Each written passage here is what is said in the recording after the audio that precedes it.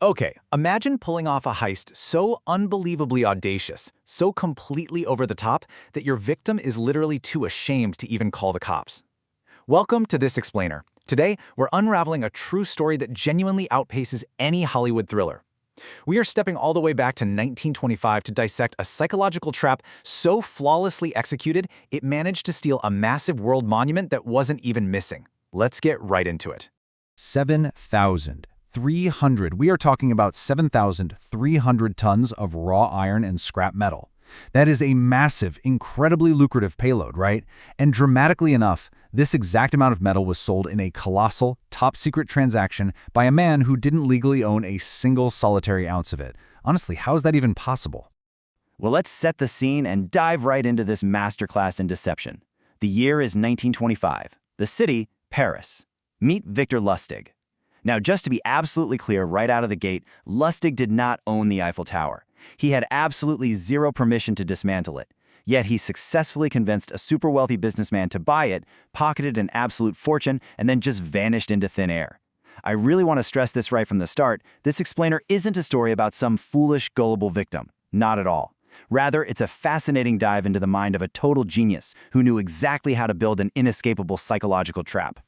Now, you might be wondering how anyone could fall for this. But there is a massive, frankly shocking contrast between how we view the tower today and how Parisians viewed it back then. Today, it's the ultimate, untouchable symbol of France.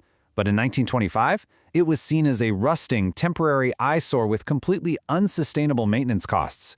Newspapers at the time were actually aggressively demanding its demolition. And this brilliantly illustrates the very first rule of a world-class deception. You have to rely on reality. Lustig didn't just invent a lie out of thin air. He didn't have to. He looked around, saw the intense public relations crisis surrounding the tower, and literally weaponized the daily news. By anchoring his unbelievable con to the very real anxieties and financial debates splashed across the front pages of Parisian newspapers every day, he made the impossible seem entirely plausible. He gave the public exactly what they were already expecting to happen. Manufacturing unquestionable authority. You see, the environment did the heavy lifting long before Lustig even spoke a single word of his pitch. It came down to 4 pillars. First, forged bureaucracy, official government documents complete with authentic-looking seals.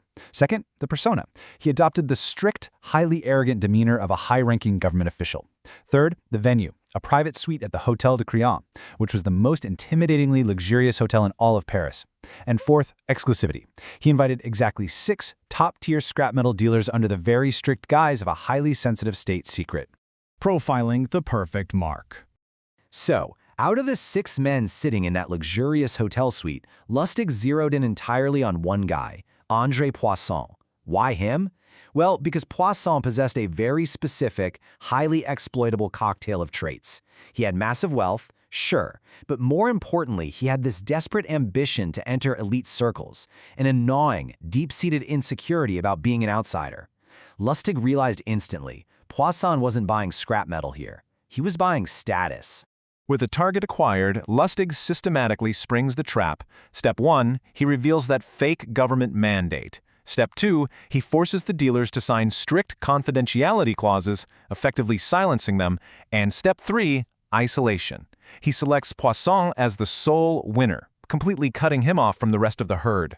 The money is in sight, the facade is totally flawless. But here is where the tension hits its absolute peak. How do you erase a victim's final doubt? Imagine the scenario. Poussin is sitting there, about to hand over millions. It's almost too perfect, right? He begins to feel a subtle, really dangerous wave of suspicion. Because, a flawless deal often feels too good to be true. So how does a criminal mastermind navigate this psychological hurdle without the whole scheme completely collapsing? The answer is what's known as the trust paradox, and it is absolute genius. Lustig didn't try to look more perfect. Actually, scratch that. He intentionally revealed a flaw. He leaned in, confessed a completely fabricated financial struggle, and asked for a secret, illegal bribe. By doing this, Lustig matched Poisson's exact, cynical expectation of how French bureaucrats behaved. The bribe didn't break the illusion at all. It cemented it. Poisson's mental model shifted from, this guy might be a scammer, to, okay, he's just a corrupt government official. Now I know how to handle him. The suspicion completely vanished and the millions were paid. The very moment the funds, and the bribe, of course, cleared the bank, Lustig vanished from France. He fled straight across the border, holding a literal suitcase stuffed with cash, and holed up in a hotel room in Austria. Now begins the waiting game. He aggressively monitored the French newspapers every single day, waiting for the inevitable explosion of headlines, the nationwide scandal, the furious public outcry, and the international police manhunts. He just waited for the other shoe to drop. So he waited and waited, but all he heard was a deafening silence. Absolutely nothing happened. No headlines, no arrest warrants. Why? Because André Poisson was utterly, completely humiliated. To report the crime meant publicly admitting to elite Parisian society that he just paid millions for a monument that was never actually for sale. The perfect con relies on the victim keeping the secret for you out of sheer, overwhelming shame. But, even masterminds fall victim to their own ego. Emboldened by this absolute silence, Lustig made a massive mistake: hubris.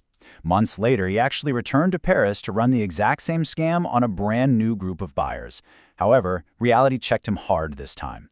The second target lacked Poisson's specific, highly exploitable cocktail of insecurity and ambition.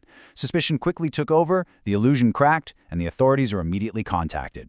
Lustig barely managed to flee to the United States before his arrest, cementing his dark legacy as a fugitive on the run. The anatomy of deception. Looking back, the con was held up by three massive pillars. First, plausible context, anchoring the massive lie to real-world anxieties. Second, manufactured authority, bypassing critical thinking with prestige and forged seals.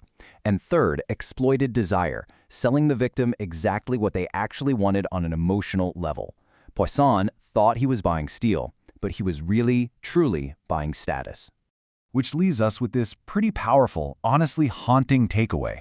Human beings rarely buy facts. They buy stories that validate their own ambitions.